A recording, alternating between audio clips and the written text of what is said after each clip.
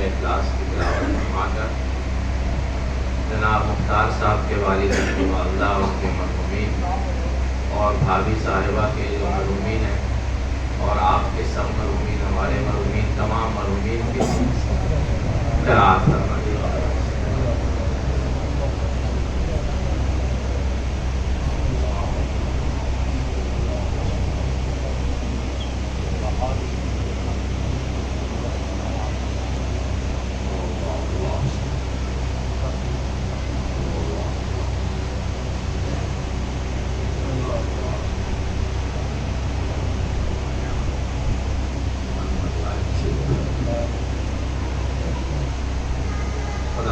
تمام مرحومین کی مغفرت فرمائیے اور تمام مریضوں کو بالخصوص جنہوں نے التماس سے دعا کرا ان کے مریضوں کو شفاء عاجلہ عطا فرمائے۔ پروردگار جو اپنا گھر نہیں رکھتے انہیں صاحب خانہ فرما، آل محمد کے صدقے میں پروردگار آقا کے ظہور میں تعجیل فرما، صاحب خانہ کی رحمتیں اور برکتیں نازل فرما۔ جو مومن خاص پہ دعا لیے ہوئے ہے تجھے واسطہ ہے جب العرض کا، پانے والے اس کی دعا کو مستجاب فرما، تمام روزوں کی تعمیر فرما، ان کی حفاظت فرما، بالاخص تعمیر جنت البقیع کو اس سال قرار فرما، آل محمد کے صدقے میں ہم سبھی کو آقا کے غلاموں میں شمار فرما۔ لا حول ولا قوة الا باللہ العلی العظیم۔ اعوذ باللہ من الشیطان اللعین الرجیم، بسم اللہ الرحمن الرحیم، الحمد للہ رب العالمین، الصلاة والسلام علی اشرف الانبیاء والمرسلین، سیدنا و نبینا و شفیع ذنوبنا و طبیب قلوبنا ومذکی نفوسنا، مولانا و مقتدانا النبی المختار محمد المصطفیٰ ابی القاسم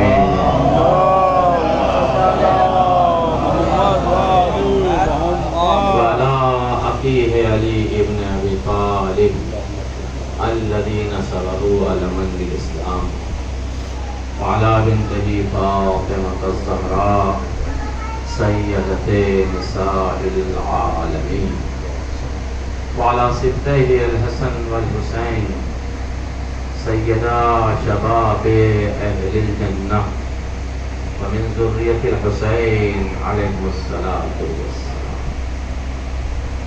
ولعنة الله على أعدائهم أجمعين من يومنا إلى قيام يوم الدين۔ أما بعد فقد قال الله تبارك وتعالى في كتابه المجيد وفرقانه الحميد وقوله الحق وهو أصدق الصادقين۔ بسم الله الرحمن الرحيم، وإذ يرفع إبراهيم القواعد من البيت وإسماعيل ربنا تقبل منا إنك السميع العليم۔ صلوات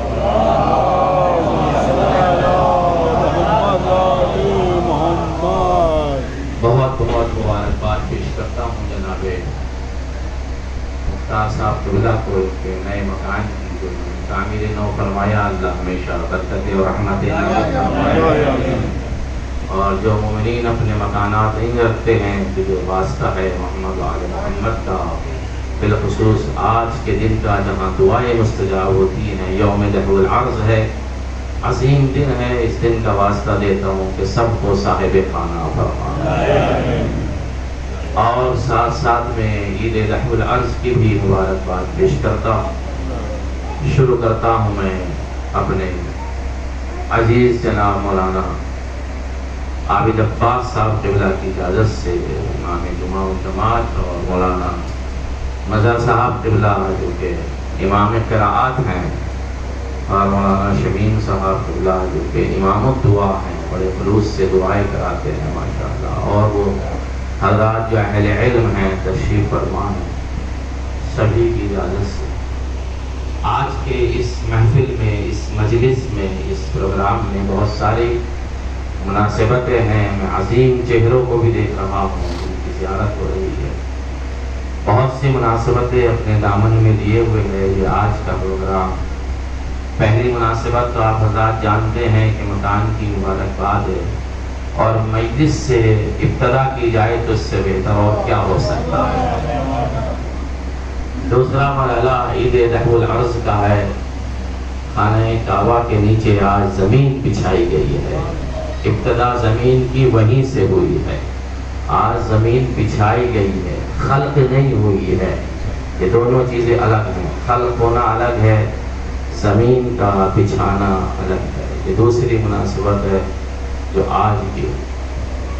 تیسری مناسبت رہے گی گھر کیسا بنائیں، گھر کے بارے میں روایات کیسی ہیں، گھر کس طریقے سے بنائیں، گھر کی اونچائی کتنی ہو، گھر کی چوڑائی کتنی ہو، گھر میں کون سا گوشہ کس طرح سے ہو، گھر کا رخ کس طرف ہو۔ صرف میں اپنی باتوں کو نہیں پیش کروں گا، اگر مجھے وقت ملا تو میں ایک پورا پٹارا لے کر کے آیا ہوں روایات کا، حدیثوں کا، جو میرے ساتھ موجود ہے، میں آپ کی خدمت میں اسے پیش کروں گا۔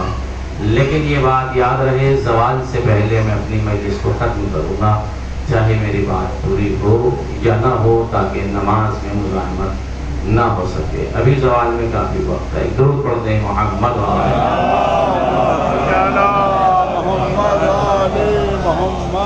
مشیت الہی میں، مشیت ایزدی میں جب یہ ارادہ آیا کہ اب کچھ خلق کیا جائے، مرحلہ تکوین تک کوئی پہنچائی بات چیز پہنچائی جائے، کسی شے کا وجود آئے، اس وقت مرحلہ تخلیق میں اور مرحلہ تکوین میں ارادہ مشیت تھا کہ جس وقت کچھ نہ تھا، کچھ نہ تھا، کچھ نہ تھا، نہ زمین تھی، نہ آسمان تھا، نہ دریا، نہ موجے، نہ ستارے، نہ پرند، نہ چرند، نہ تحت، نہ فوق، کچھ نہ تھا۔ جب کچھ نہ تھا اس وقت اس نے چاہا تھا کہ اللہ نے کہ کچھ خلق کیا جائے۔ اب چونکہ ظاہر سی بات ہے مجھے ایک مقدمہ بنانا پڑے گا، اور اسے میں نے نظم میں کس طریقے سے پیش کیا ہے، وہ نظم سے مراد یہ ہے میں نے اسے مرتب کیا ہے آزاد خیالوں میں آ کر کے، وہ میں آپ کی خدمت میں پیش کروں گا۔ اذان گرامی مجھے آپ ایک درود کا سہارا دیں،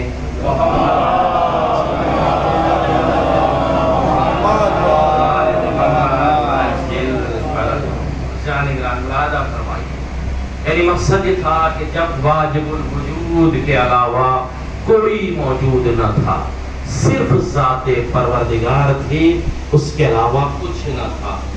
اب علماء بیان کیا کرتے کیا نہ تھا، مفسرین نے کیا لکھا کیا نہ تھا، مبلغین نے کیا بتایا کیا نہ تھا، تفاسیر کیا کہتی ہیں کہ کیا نہ تھا، فیلسوف کیا کہتے ہیں کہ کیا نہ تھا، مصنفین نے کیا لکھا کہ کیا نہ تھا، اہل نظر نے کیا لکھا کہ کیا نہ تھا، علماء نے کیا لکھا کہ کیا نہ تھا، مراجعین کیا کہتے ہیں کیا نہ تھا، معتقلین کیا کہتے ہیں کہ کیا نہ تھا، اصحاب کیا کہتے ہیں کہ کیا نہ تھا، تبع اصحاب کیا کہتے ہیں کہ کیا نہ تھا، تابعین کیا کہتے ہیں کہ کیا نہ تھا، تبع تابعین کیا کہتے ہیں کیا نہ تھا۔ دیکھیں تھا کیا اور نہ تھا۔ جب مشیت الہی میں یہ چیز آئی تھی، اس نے ارادہ کیا تھا کہ میں کچھ خلق کروں تو کیا نہ تھا۔ اب ارشاد ہوتا ہے کچھ موجود نہ تھا، واجب الوجود کے علاوہ کچھ نہ تھا، کچھ نہ تھا۔ یہ جملہ یاد رکھیں گے تو آپ محظوظ ہوں گے، کچھ نہ تھا، نہ آسمان، نہ زمین، نہ عرش، نہ کرسی، نہ دوزخ، نہ جہنم، نہ جنت، نہ قلم، نہ لوح، نہ سورج اور نہ اس کی روشنی، نہ چاند، نہ اس کی چاندنی، نہ ستارے تھے، نہ اس کی چمک اور دمک تھی، نہ فضا تھی، نہ ابر تھا، نہ گھٹا تھی، نہ دن تھا، نہ رات تھی، نہ سرا تھا، نہ سریا تھی، نہ جبرائیل تھے، نہ میکائیل تھے، نہ اسرافیل تھے، نہ اسرائیل تھے، نہ ملائکہ تھے، نہ کروبین تھے، نہ جن تھے، نہ نسناس تھے، تھے، نہ عقل تھی، نہ حواس تھے، نہ آدم تھے، نہ آدمیت تھی، نہ انسان تھے، نہ انسانیت تھی، نہ حیوان تھے، نہ حیوانیت تھی، نہ قحط تھا، نہ خوف تھا، نہ نشیب تھا، نہ فراز تھا، کچھ نہ تھا، نہ دریا تھے، نہ سمندر تھا، نہ خضر تھے، نہ سکندر تھا، درس کے کچھ نہ تھا، بس وہی تھا، وہی تھا، وہی اس نے چاہا جب کچھ نہ تھا، کچھ نہ تھا، تم دفعتاً مشیت الہی میں ایک تکوین عالم اور تخلیق کائنات کا فیصلہ کیا اور مجردات اور مادیات کے پیدا کرنے کا ارادہ کیا۔ یہ جملہ بڑا عظیم ہے آج کے لیے کہ اس نے اپنی مشیت میں تکوین عالم کا ارادہ کیا، اس نے اپنی مشیت میں مجردات کا ارادہ کیا، اس نے اپنی مشیت میں تخلیق کائنات کا ارادہ کیا، اس نے اپنی مشیت میں اس کائنات کو پیدا کرنے کا ارادہ کیا۔ دو چیزیں ہیں، دونوں کی مثال ہے۔ وجود میں کائنات کیسے آئی، پھر میں داہ العرض کی طرف جاؤں گا، کس طریقے سے پیدا کیا۔ مرحلے تکوین میں، مرحلے تکوین کہتے ہیں امر کو خلق کرنا، امر کو لانا۔ مرحلہ امر کیا ہوتا ہے؟ کن فیکون، بس اس نے ارادہ کیا اور وہ ہو گیا۔ یہ تھوڑی سی اصطلاحیں آپ کو ملیں گی جانے گرامی، کبھی ایسی طرح بھی سننا چاہیے، اور میرا تو اپنا ایک نظریہ بھی بنتا چلا جا رہا ہے۔ ہم اپنی عقلوں کے اعتبار سے جو جملے پہنچائیں، کہیں لاکھ جگہ بہتر ہے کہ ائمہ معصومین کی حدیثیں پہنچائی جائیں، اس لیے کہ ہمارے جملوں میں جھول ہو سکتا ہے۔ کائنات میں کتنا بھی بڑا ادیب ہو، کتنا بھی بڑا مقرر ہو، کتنا بھی بڑا خطیب ہو، اس کے یہاں نقص پایا جاتا ہے، اور پوری کائنات مل کے بھی چاہے علی جیسا کوئی جملہ پڑھ دے تو علی جیسا جملہ ہے۔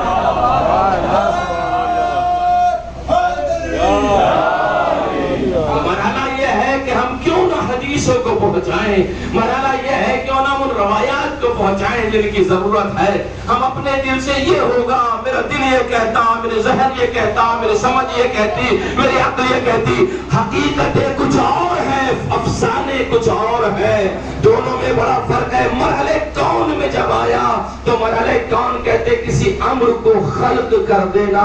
مرحلے کون میں اس نے چاہا کسی شے کو لایا جائے جو دکھائی دینے میں نور دکھائی دیتی ہو، اس جیسی کوئی شے نہ دکھائی دیتی ہو، اور وہ جب اس مرحلے میں آیا کہ مرحلے کون میں آئے تو اس نے ارادہ کیا اپنے نور سے ایک نور لوں گا جو محمد مصطفیٰ کا نور۔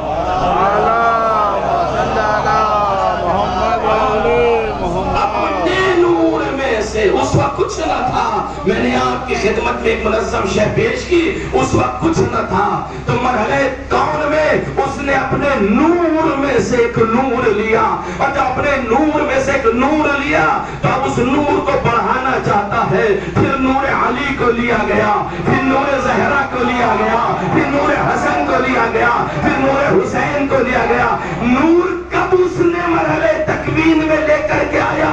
جب نہ زمین تھی، نہ آسمان تھا، نہ کعبہ تھا، نہ درند تھے، نہ چرند تھے، نہ پرند تھے، عزیزان گرامی، نہ ہوائیں تھی، نہ پانی تھا، نہ دریا، نہ موجے، کچھ نہ تھا۔ اس مرحلے میں اپنے نور سے ایک نور کو خلق کیا جو محمد مصطفیٰ کا نور ہے۔ آپ یہاں تک میرے ساتھ آئے، اب ظاہر سی بات ہے عزیزان گرامی، جب پہلے مرحلے میں اس نے اس مرحلے کو طے کیا کہ اس نے اپنے نور سے ایک نور کو خلق کرنا چاہا جو نور محمد مصطفیٰ ہے، تو اب اس کے یہاں جو چیز مصنوع ہو کر آ رہی ہے، مصنوع یعنی جو بنائی گئی ہے اسے مصنوع کہتے ہیں، جو بناتا ہے اسے صانع کہتے ہیں، دونوں میں فرق ہے۔ بنائی گئی چیز کو مصنوع کہتے، جو بنانے والا ہے اسے صانع کہتے ہیں۔ یہ گھر بنایا گیا ہے، یہ مصنوع ہے، بنانے والے صانع مختار بھائی ہیں، ان کا انجینئر ہے، ان کا بلڈر ہے، انہوں نے بنایا ہے۔ ہم جب گھر کو دیکھیں گے کہیں گے کیا بہترین گھر بنایا ہے، ہم جب پنکھوں کو دیکھیں گے کیا بہترین پنکھے لگائے ہیں، جب ہم روشنی کو دیکھیں گے کیا بہترین روشنی ہے، جب ہم سیڑھیوں کو دیکھیں گے کتنا عمدہ زینہ بنایا ہے۔ عزیزو، ہم گھر کی تعریف نہیں کر رہے ہیں،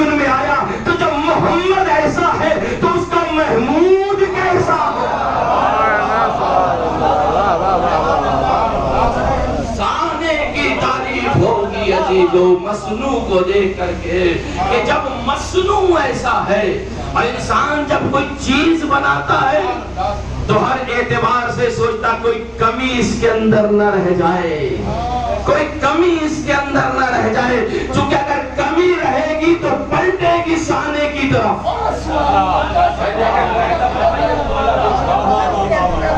اگر کوئی کمی ہوگی تو پلٹے گی سانے کی طرف۔ میں چھوٹی سی مثال دیتا ہوں عزیزان گرامی، اور یہ جملہ آپ کے ذوق کے مطابق بھی ہوگا، ذرا سا یہ جملہ کہنا نہیں چاہیے لیکن کہہ دیتا ہوں۔ اگر صحیح معنی میں اولاد کی تربیت نہ ہوئی تو پلٹیں گے، تیرے باپ نے کوئی تربیت بھی تیری کی ہے کہ نہیں؟ توجہ چاہ رہا ہو ملاحظہ فرمائیے گا۔ تو مصنوع کو دیکھ کے ہم سانے کی طرف جاتے ہیں۔ اس نے اپنی مشیت کے اعتبار سے اس مصنوع کو خلق کیا، مرحلے تکوین میں آیا تو مرحلے کون میں محمد مصطفیٰ اور اہل بیت کا نور آیا۔ اس کے بعد کیا ہوا؟ پھر مرحلے تخلیق میں آیا۔ اب جب مرحلے تخلیق میں آئے گا تو اب سوال یہ پیدا ہوتا ہے، مرحلے تخلیق کو ذرا سا بات میں واضح کریں۔ جب مصنوع نے ایک سانے بنایا، بلکہ ایک منور نے ایک نور کو پیش کیا، اور ایسا نور پیش کیا تو کسی نے رسول خدا سے پوچھا تھا آپ کا نور کہاں تھا اتنے زمانے تک؟ تو پھر زمانہ کتنا تھا یہ کون بتائے گا؟ اسے بھی تاریخ بتائے گی، اسے بھی ہسٹری بتائے گی کہ نور کب تک کہاں کیسے رہا۔ عزیزان گرامی ملاحظہ فرمائیے، جب نور محمدی کو پیدا کیا تو اللہ نے نور محمدی کو 73,000 سال اپنے پاس رکھا۔ 73,000 سال اپنے پاس رکھا۔ پھر اس نور محمدی کو سدرۃ المنتہا پر لے کر آیا تو 73,000 سال کے بعد 70 سال تک یہ نور محمدی سدرۃ المنتہا پر رہا۔ پھر اللہ نے اس نور کو سدرۃ المنتہا سے منتقل کیا بہشت کی طرف، تو یہ نور 70,000 سال تک بہشت میں رہا۔ پھر اللہ نے بہشت سے اس نور کو منتقل کیا۔ اب اللہ نے دو چیزوں کو خلق کرنا چاہا، زمین اور آسمان کو خلق کرنا چاہا، تو اللہ نے پہلے 7 آسمان خلق کیے اور 7 طبقے زمین کے خلق کیے۔ اب دیکھیں کیلکولیٹ کیجئے گا میرے ساتھ عزیزان گرامی، جب ہم تاریخ میں جاتے ہیں تو کوئی نتیجہ لے کر کے جائیے گا۔ 70,000 سال تک سدرۃ المنتہا پہ رہا، 70,000 سال تک بہشت میں رہا۔ اب اللہ نے چاہا زمین اور آسمان کو خلق کریں تو زمین کے 7 طبقے پیدا کیے، آسمان کے 7 طبقے پیدا کیے۔ اللہ نے چاہا بہشت سے اتار کر میں آسمان کی طرف اپنے نور محمدی کو بھیجوں تو پہلے 7ویں آسمان پر بھیجا، وہاں 70 سال رہا۔ چھٹے آسمان پر بھیجا، وہاں 70,000 سال رہا۔ 5ویں آسمان پر بھیجا، وہاں 70,000 سال رہا۔ چھٹے آسمان پر بھیجا، وہاں 70,000 سال رہا۔ 5ویں آسمان پر بھیجا، وہاں 70,000 سال رہا۔ چوتھے آسمان پر بھیجا، وہاں 70,000 سال رہا۔ تیسرے آسمان پر بھیجا، وہاں 70,000 سال رہا۔ دوسرے آسمان پر بھیجا، وہاں 70,000 سال رہا۔ پھر پہلے آسمان پر بھیجا، وہاں 70,000 سال رہا۔ یہ وہی پہلا آسمان ہے جسے ہم دیکھ رہے ہیں۔ تو کسی نے سوال کیا تھا کہ آپ کی پیغمبر خدا ماں غزہ کیا تھی؟ اب دیکھیں کتنی جگہ 73,000 سال سے شروع ہوا نور محمدی، 70,000 سال پر آ کے رکتا ہے پہلے آسمان پر۔ کسی نے پوچھا آپ کی غزہ کیا تھی؟ یہ ذہن میں رہے کچھ نہ تھا، کچھ نہ تھا جب سے یہ نور چلا تھا۔ تو پیغمبر سے پوچھا پیغمبر خدا آپ کی غزہ کیا تھی وہاں؟ تو ایک مرتبہ پیغمبر ارشاد فرماتے تسبیح ہو، تقدیس ہو، تحلیل ہو، تمجید پروردگار ہماری غزہ تھی۔ ہم اللہ کی تسبیح کرتے تھے، ہم اللہ کے لا الہ الا اللہ پڑھتے تھے، ہم اللہ کی حمد و ثنا کرتے تھے۔ محمد نے اتنی حمد کری، اتنی حمد کری، اتنی حمد کری کہ یہ محمد ٹھہرے وہ محمود بن گیا۔ صلوات پڑھ دے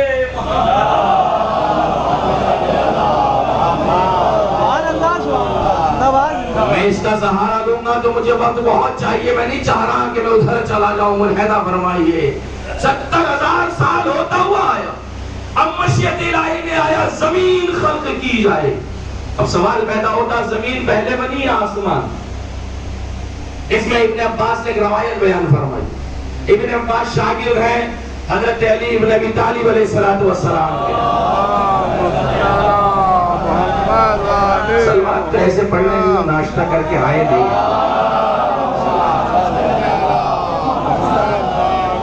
وہ بھی دہولہ سے مال دہولہ اس تو خیر نہیں پیش کروں گا. مولانا عابد صاحب قبلہ غالباً اور مولانا شمیم صاحب نماز ظہر کے بعد شاید کرائیں گے اپنے اپنے یہاں پر. ملاحظہ فرمائیے گا 70,000 زمین کیسے؟ زمین ابن عباس کہتے کہ پہلے آسمان پیدا ہوا یا پہلے زمین پیدا ہوئی. اب اس میں بہت بڑا اختلاف ہے لیکن شیعہ عقیدے کے اعتبار سے ملا اللہ نے پہلے تراب کو پیدا کیا. اللہ نے پہلے تراب کو زمین کو خلق کیا اور پھر اس زمین کے سفر کو اتنا طولانی کیا کہ 25 ذیقعدہ کو زمین خلق ہوئی. کعبے کے نیچے بچھائی جا رہی ہے. ابھی کعبہ بنا کہاں ہے؟ توجہ چاہ رہا ہوں. ابھی کعبہ بنا نہیں ہے. ملاحظہ فرمائیے ابھی زمین کا فرش بچھایا جا رہا ہے اور اتنا سفر طولانی کیا. نہ معلوم مشیت الہی میں یہ بات چل رہی ہوگی اس زمین کو اتنا مبارک بنا دوں گا, اس تراب کو اتنا مبارک بنا دوں گا کہ جب ابو تراب آئے گا تو کائنات میں سب سے افضل. صلوات پڑھ دے محمد.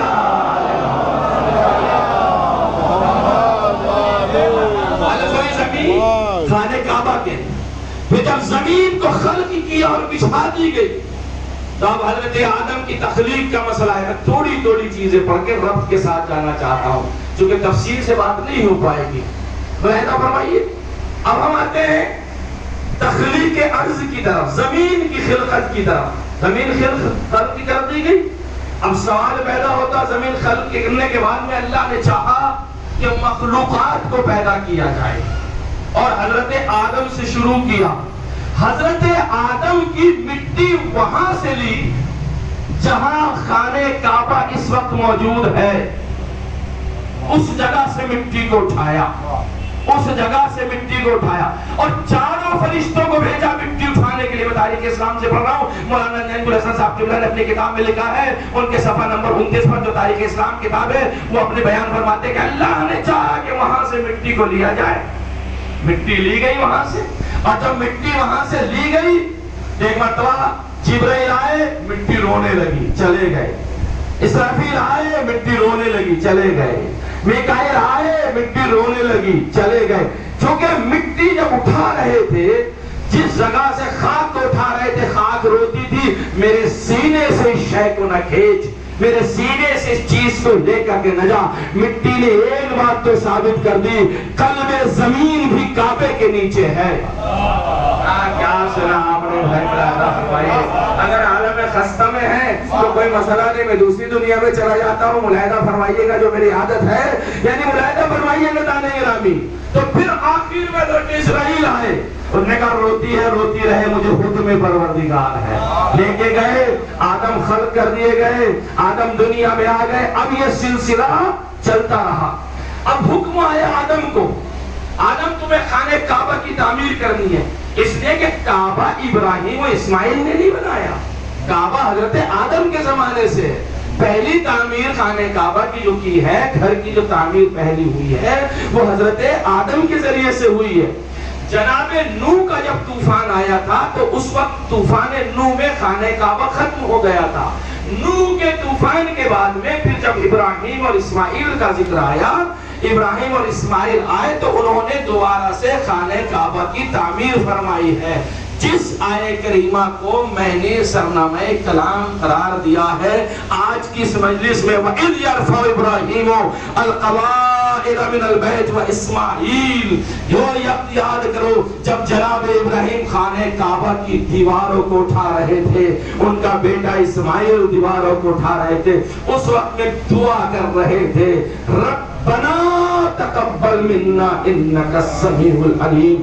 پالنے والے تو مجھے اس قربانی کو, اس عمل کو, اس عبادت کو اپنی بارگاہ ہمیں میرے لیے قبول کر لینا. یہ مقدمہ بنایا میں نے آج کے موضوع کے لیے. اب سوال یہ پیدا ہوتا ہے, جو اہم سوال ہے سارے گرامی, وہ یہ ہے ابراہیم نے جب خانہ کعبہ کی بنیادیں رکھی, بعد میں جب اسے تعمیر کیا تو آیا ابراہیم خانہ کعبہ تو بنا کے چلے گئے، انہوں نے کوئی پیغام دیا؟ اگر ابراہیم صرف دیواریں بلند کر لیتے اور کوئی پیغام نہ دیتے تو ہماری بھی بات تھی، آگے بات ہو جاتی، مسئلہ نہیں ہوتا.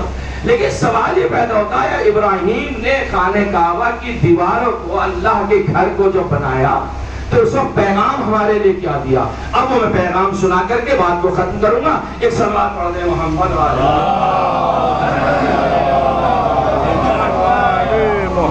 پہلا پیغام گھر بنانے کے بعد، پہلا پیغام، کیونکہ مجلس کی مناسبت یہی ہے، جب ابراہیم کرے ربنا وجعلنا مسلمین لک، پالنے والے گھر تو میں نے بنا دیا لیکن تو ہمیں اپنا فرما بردار قرار کر لینا.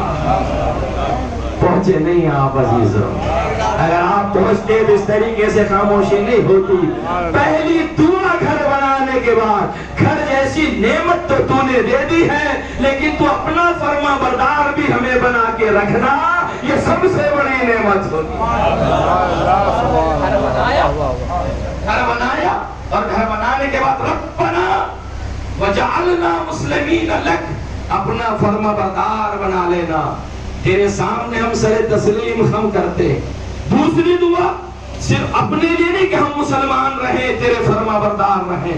گھر بنایا، گھر بنانے کے بعد من ذریتنا امتا مسلمتا لک، اور میری اولاد میں بھی، جو میری آنے والی اولاد ہے، اسے بھی اپنا فرما بردار بنانا. گھر بنایا، پہلے اپنے لیے دعا، گھر بنایا پھر اولاد کے لیے دعا. تیسری دعا صرف اپنا فرما بردار نہیں، وَأَرِنَا مَنَاسِكَنَا، اور اپنی عبادت کی ہدایت بھی ہمیں کرتے رہنا تاکہ ہم گھر بنانے کے بعد تیری عبادت کرتے رہے. تیسری دعا. چوتھی دعا تب علینا، اور پالنے والے صرف اتنا ہی نہیں بلکہ ہماری توبہ کو قبول بھی کر لینا. ابھی ختم نہیں ہوئی بات. پانچویں دعا ربنا وابعث فیہم رسولا منہم یتلو علیہم آیاتک ویعلمہم الکتاب والحکمت وَيُزَكِّيهِمْ إِنَّكَ أَنْتَ الْعَزِيزُ الْحَكِيمُ. پالنے والے گھر بنایا، دعا کرتا ہوں مجھے مسلمان بنانا. گھر بنایا، دعا کرتا ہوں میری اولاد میں بھی تو مسلمان بنانا. گھر بنایا، میں دعا کرتا ہوں کہ عبادت کی توفیق مجھے دیتے رہنا.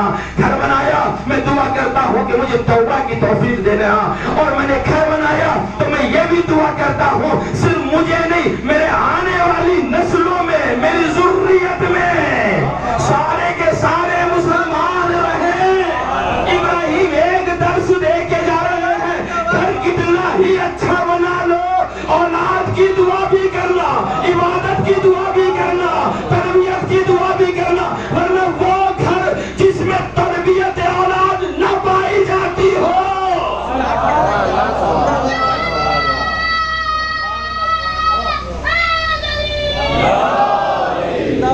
ابراہیم نے ہمیں درس دیا. ابراہیم کی دعا ہے گھر بناؤ، اچھا گھر بناؤ.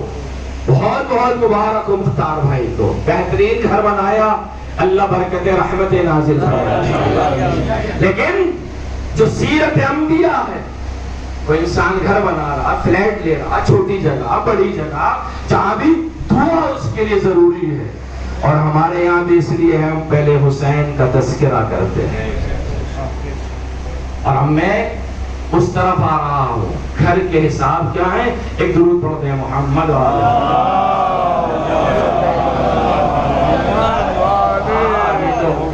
تو پونے بجے اذان نماز ہوتی ہے نا، تو 2-3 منٹ تو مجھے چاہیے. جب میں نے جمع کیا تو صلوات ہو رہا ہوں.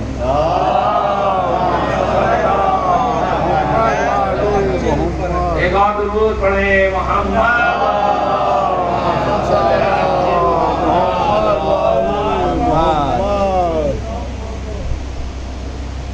صلوات پڑھیں محمد.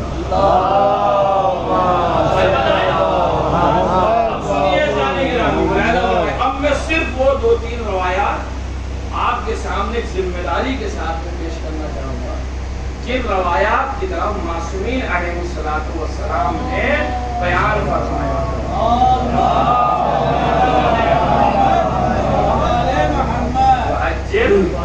ہوں. یہ ضرور پڑھنا چاہیے. تہور عرض کے اعمال کی طرف میں جاؤں گا نہیں دانی گرامی, میں صرف ایک دو بات پڑھ کے آپ حضرات کی بات کو ختم کرنا چاہتا ہوں. امام معصوم ارشاد فرماتے ہیں, اب امام معصوم کی روایت سنیے گھر سے متعلق, اور بڑے غور سے اسے ساتھ میں لے کے جائیے گا اپنے, جتنا بھی ہو سکے دانی گرامی روایات کو دیکھیے اور ان روایات پہ عمل کر کے دیکھیے کہ روایات ہم سے کہتی کیا ہیں اور ہمیں کہاں تک پہنچاتی ہیں.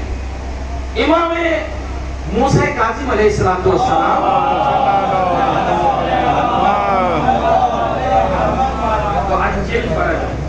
اور امام جعفر صادق علیہ السلام سے حدیث کا آیات چھٹے امام ارشاد فرماتے ہیں کہ آدمی کی خوش نصیبی, کیونکہ گھر سے متعلق ہے تو پڑھ دوں, آدمی کی خوش نصیبی میں ایک بات یہ بھی ہے کہ اس کا مکان بڑا ہو. امام کا جملہ, اس کا مکان بڑا ہو اور کھلا کھلا ہو, یہ انسان کی خوش نصیبی میں. اب روایات سے پڑھوں گا, جتنا پڑھنا تھا میں ادھر نہیں جاؤں گا. امام ارشاد فرماتے ہیں, ساتویں امام کہتے ہیں کہ امام نے ایک مکان خریدا, ساتویں امام نے, اور اپنے دوستوں میں سے ایک کو حکم دیا کہ تم اس مکان میں جا کر رہو جو میں نے خریدا ہے, تم جا کر کے اس مکان میں رہو, کیونکہ یہ تمہارا مکان تنگ ہے, چھوٹا مکان ہے. اس شخص نے کہا, مولا یہ مکان میرے باپ نے بنایا تھا, میں اسے کیوں چھوڑ دوں؟ تو آپ ملاحظہ فرمائیے امام کا جملہ, امام آواز دیتے اس میں جانا مناسب نہیں ہے. اگر تیرے باپ نے حماقت کی ہے تو کیا تو بھی حماقت کرے گا؟ حدیث سنیے, پرکھیے, سمجھنے. امام نے کیا کہا, ایک گھر خریدا, اپنے دوست کو دیا, جا کر رہو, جس نے کہ یہ گھر تمہارے گھر سے بڑا ہے, بلند گھر ہے. اس نے کہا, مولا میں اپنے آبائی گھر کو کیسے چھوڑ دوں؟ امام نے کہا, تیرے باپ نے حماقت کی تو تو بھی کہے گا. یہ مسئلہ کیا حماقت کی تھی؟ چونکہ گھر چھوٹا تھا, بھائی بہن زیادہ تھے, ضد پہ اڑ گئے, اسی مکان کو بانٹیں گے, اسی مکان کو بانٹیں گے, اسی مکان کو بانٹیں گے. امام نے کہا, یہ حق بھائیوں کو چھوڑ جب ہم تجھے بڑا گھر دے رہے ہیں. امام تنگ گھروں میں رکھنا نہیں چاہتے اپنے چاہنے والوں کو. ملاحظہ فرما رہے ہیں آپ, تھوڑا سا دل کشادہ کیجئے, دل بڑا کیجئے, تھوڑا سا حصے داری میں مکانوں کو چھوٹا نہ کیجئے. تمہارا امام نہیں چاہتا کہ تم چھوٹے مکان میں رہو. رسول اللہ کے سامنے ایک شخص آیا, کہہ لگا, یا رسول اللہ میرا مکان بہت چھوٹا ہے. کہہ لگے, تم اللہ سے دعا کیا کرو وسیع مکان کے لیے, اللہ تجھے وسیع مکان عطا فرمائے. سلوات پڑھیں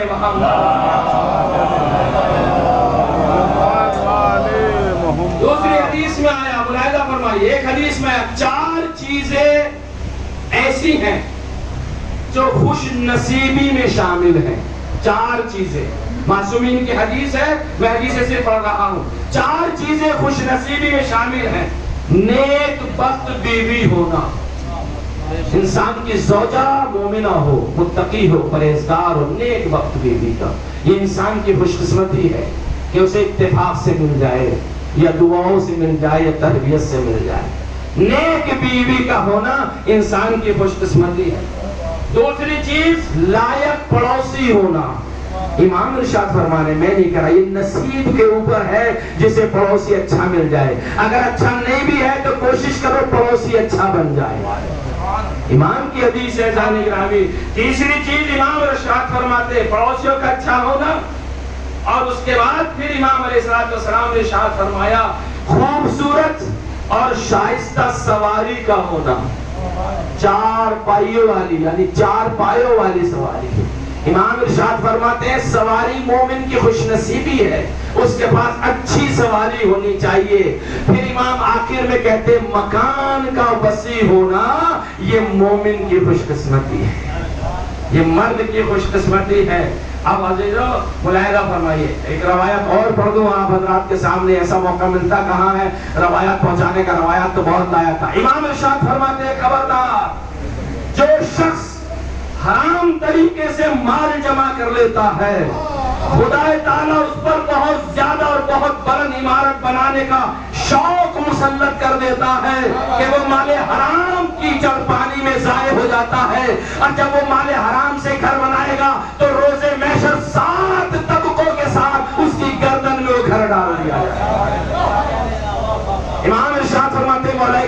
کا قول ہے، نہیں جاؤں گا اس دنیا میں بہت دیر ہو جائے گی۔ مولا ارشاد فرماتے اپنے گھر کی اپنی منزل کی ہائٹ 8 ہاتھوں سے زیادہ مت رکھنا۔ ایک طبقے کی منزل کی جو اونچائی ہے 8 ہاتھ سے زیادہ نہ رکھنا۔ مولا کیا وجہ ہے کہ جو مکان 7 ہاتھ سے زیادہ اونچے ہوتے ہیں ان مکانوں میں جنات کا قبضہ ہوتا ہے۔ مولا پھر اس کے لیے کیا کرے؟ مولا آواز دیتے اپنے گھر میں کبوتر پالو تاکہ جنات کے بچے کبوتروں میں لگے رہے، تمہارے بچے اس سے محفوظ رہے۔ کہاں سننے کو ملتی ہیں یہ باتیں؟ کیا سن رہے ہیں آپ؟ مولا آواز دیتے اپنے گھر میں کبوتر پالو۔ جو انسان اپنے گھر میں کبوتر پالے گا تو جنات کے بچے کبوتروں سے کھیلیں گے، تمہارے بچے محفوظ ہوں گے۔ ملاحظہ فرمائیے، مولا ارشاد فرماتے گھر بناتے ہو تو گھر بنانے کے اندر نجس جانور اپنے گھر میں مت پالو، ورنہ ساری برکتیں تمہارے گھر کی ختم ہو جائیں گی۔ برکتیں صرف پیسے کی نہیں ہے، عزت کی بھی برکتیں ہیں۔ یہ مت سوچنا ہم پہ تو بہت پیسہ ہم نے کتا پال رکھا ہے، یہ دیکھو سماج میں تمہاری عزت کتنی ہے۔ مولا کہتے گھر بنانا چاہتے ہو تو گھر میں ایک جگہ عبادت کی معین کر لو، کبھی اس کونے میں پڑھو نماز، کبھی اس کونے میں، کبھی اس کونے میں، ایسا مت کرنا، بس ایک جگہ عبادت کی معین کر لو، وہاں اللہ کی رحمتیں نازل ہوتی رہیں گی۔ دعا کروں وقت ہوتا تو میں گھر سے متعلق روایات پیش کرتا۔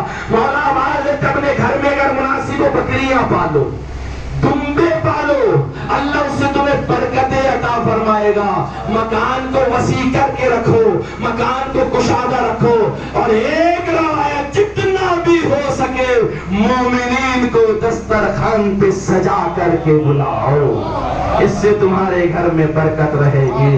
یہی وجہ سے تو آج دیکھیے کتنا بڑا مجمع میرے سامنے بیٹھا، دعوت ولیمہ ہے مکان، روایات ہیں، بہت روایات ہیں مکان سے۔ یہاں بھی آیا مکان کا رخ کیسا ہو، یہاں بھی آیا کس رخ میں مکان کے رحمتیں ہیں، کس رخ میں مکان کے برکتیں ہیں، یہ ساری چیزیں ہیں عزیزان گرامی۔ اگر مکان کی اہمیت نہ ہوتی تو اللہ سب سے پہلے کعبے کی زمین کو نہ بچھاتا، پھر علی ابن ابی طالب کے لیے اس پہ گھر نہ بسا۔ مکان کی اہمیت ہے پاک و پاکیزہ، گھر کی بڑی اہمیت ہے۔ پھر گھر سے محبت کرو۔ روایت میں ہے جو انسان زیادہ گھر بدلتا ہے یہ اس کی بدبختی ہے، روایت کہتی، میں نہیں کہہ رہا۔ تو زیادہ گھر بدلنے کی بھی کوشش نہ کریں، پہلے ہی مرحلے میں سوچ وچار کے بعد سب کچھ ہونے کے بعد یہ معصومین کی حدیثیں پہنچتی کہاں ہیں، بیان کہاں ہوتی ہیں؟ اپنے اعتبار سے جملے پیش کیے جاتے ہیں۔ معصومین نے کوئی موضوع ایسا نہیں چھوڑا ہے زانے گرامی کہ جس موضوع کے اوپر معصومین علیہ السلام نے باتیں نہ کی ہوں، معصومین نے نہ بتایا ہو۔ تو مولا ارشاد فرماتے اپنے گھر میں نجس جانور لائک بلی منع کیا گیا۔ گھر سے محبت کرو، اس کی حفاظت کرو، اور گھر سے محبت تو اہل بیت کے خانوادے نے بتائی ہے، ایسی محبت بتائی ہے کہ زندان شام میں بچی ہے، کبھی صبح میں پوچھتی ہے بھیا ہم اپنے گھر کب جائیں گے، کبھی شام میں پوچھتی بھیا ہم اپنے گھر کب جائیں گے۔ یہ گھر ہے جو سکینہ کو بھی تڑپا رہا ہے، یہ گھر ہے جو حسین کو بھی تڑپاتا تھا، یہ گھر ہے جو سجاد کو بھی تڑپاتا تھا۔ عزادارو سکینہ پر کیا گزرنے کوئی بیان نہیں کر سکتا۔ 2-3 جملے پڑھ کے ختم دعا کرنا چاہوں گا۔ گھر کی محبت کیسی ہوتی ہے، وطن کی محبت کیسی ہوتی ہے۔ میری شہزادی سکینہ ایک دن آغوش امام سجاد میں آ کے بیٹھی، آواز دیا بھیا یہ بتا یہ پرندے کہاں جا رہے ہیں؟ آواز دیتے بہنا یہ اپنے اپنے گھر جا رہے ہیں۔ سکینہ کہتی بھیا ہم اپنے گھر مدینے کب جائیں گے؟ اے بھیا بتا۔ سجاد جواب دیں تو کیا جواب دیں، لیکن سکینہ نے دوسرا دوسرا سوال کر لیا، آواز دی بھیا بتا ہم اپنی بہن صغرا سے جا کر کب ملیں گے؟ اب جو جملہ سجاد نے کہا وہ سن سکو تو سن لینا، اب تک آنسو نہیں آئے تو اس غم میں ضرور آنسو آئے گے۔ جیسے شہزادی نے کہا بھیا سجاد میں اپنی بہن صغرا سے جا کر کے کب ملوں گی؟ ایک مرتبہ سجاد کہتے ہیں سکینہ اب صغرا سے ملنے کی امیدیں چھوڑ دے، تیری صغرا سے ملاقات نہ ہوگی، بنی ہاشم کی بچی ہے نا، حسین کی بیٹی ہے نا۔ آواز دیتی بھیا کیا میرے جانے سے پہلے صغرا مر جائے گی؟ میں اتنا کہنا تھا۔ سجاد روتے روتے آواز دیتے، ایک مرتبہ آواز حلق میں پھنس جاتی ہے، آواز دیتے نہیں بہنا صغرا تو نہ مرے گی، اتنا کہہ کے رونے لگے۔ سکینہ کہتی چپ جا سجاد چپ جا، خاموش ہو جا، مجھے معلوم ہے صغرا زندہ رہے گی زندان شام میں، یہ سکینہ دنیا سے رخصت ہو جائے گی۔ رازادار آخری فقرہ، جب سکینہ زندان شام میں دنیا سے گئی، آخر میں زینب آئی، قبر سکینہ پہ پہنچی، آواز اٹھ میری بیٹی ہو، ہم گھر جا رہے ہیں، اٹھ جا میری لاڈلی، ہم مدینہ جا رہے ہیں۔ کیا خبر تھی زینب کو؟ ہائے میری لاڈلی سکینہ۔